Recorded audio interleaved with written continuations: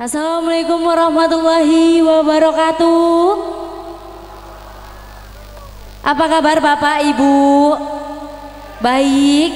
Udah pada makan? Udah? Semangat ya.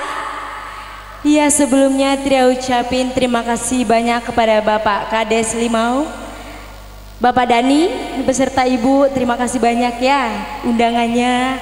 Semoga Bapak Ibu di sini bisa terhibur bersama Tria dan juga Agil, Aldi. Iya, dan juga semoga kedua mempelai menjadi keluarga sakinah mawaddah warahmah. Amin. Cepat dapat momongan yang soleha dan soleh ya Kak ya. Iya. Nikahnya kapan nih? Oh, udah 20 November yang lalu. Alhamdulillah ya. Ya, spesial buat semuanya bersama Syakira. Kita nyanyi bareng-bareng Ibu ya.